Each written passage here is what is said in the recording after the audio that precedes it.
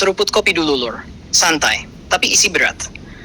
Kalau dulu kekuatan kapal perang itu diukur dari gede-gedean badan kapal, sekarang ceritanya beda. Hari ini yang paling ditakuti bukan kapal paling besar, tapi kapal yang isinya paling padat rudal. Dan kuncinya satu, VLS, Vertical Launch System.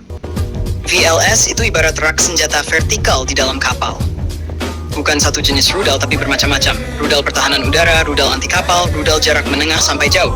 Semua siap ditembakkan cepat tanpa perlu muter haluan kapal. Makanya di dunia kapal perang modern jumlah VLS kelas kapal. Semakin banyak sel VLS, semakin tinggi posisi kapal itu di rantai kekuatan laut. Sekarang kita fokus ke Asia Tenggara.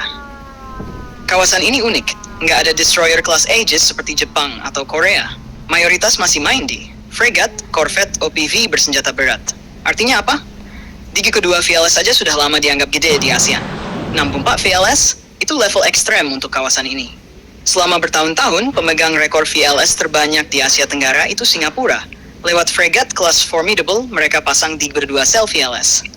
Buat ukuran ASEAN, itu kapal berat, sistemnya canggih, dan cukup untuk jadi tulang punggung pertahanan laut. 32 VLS memungkinkan pertahanan udara berlapis, perlindungan gugus tugas, kemampuan lawan serangan saturasi terbatas. Selama-lama nggak ada yang nyentuh angka itu. Tapi sekarang, peta kekuatan mulai berubah. Indonesia naik kelas.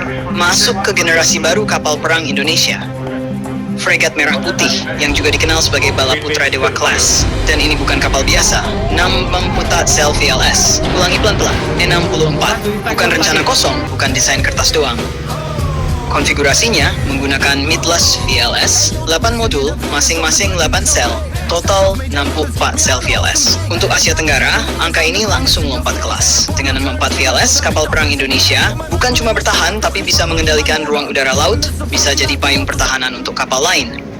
Secara taktis, bisa isi kombinasi rudal jarak dekat, menengah, jauh, bisa atur loadout sesuai misi, fleksibel, bukan kaku. Ini bukan kapal patroli, ini platform tempur berat. Kalau dibandingkan secara regional, negara ASEAN lain 19 VLS pertahanan titik, Singapura 32 VLS fregat berat, Indonesia generasi baru 64 VLS fregat berat plus. Di Asia Tenggara saat ini belum ada yang menyamai angka itu. Yang perlu dicatat, 64 VLS bukan soal pamer angka. Di skenario tempur laut modern, serangan datang dari banyak arah, dalam jumlah besar dalam waktu singkat. Kapal dengan sedikit VLS cepat kehabisan amunisi. Kapal dengan 64 VLS punya napas panjang, dan itu yang bikin beda kelas. Dengan konfigurasi seperti ini, Indonesia sekarang bukan cuma menjaga kapal sendiri, tapi mampu memimpin formasi, mampu jadi kapal inti armada. Ini tanda jelas, TNI AL masuk era fregat berat sesungguhnya. Jadi kalau ditanya, siapa kapal dengan VLS terbanyak di Asia Tenggara? Jawabannya sekarang jelas, Indonesia 64 sel VLS. Dan ini bukan wacana, tapi desain nyata kapal generasi baru. Kalau menurut kamu, 64 VLS itu sudah ideal?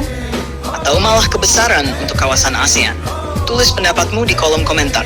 Dan seperti biasa, jangan lupa subscribe, like, dan komen di bawah sambil ngopi. Kita lanjut di analisis militer berikutnya, hanya di Mata Militer Ngapa.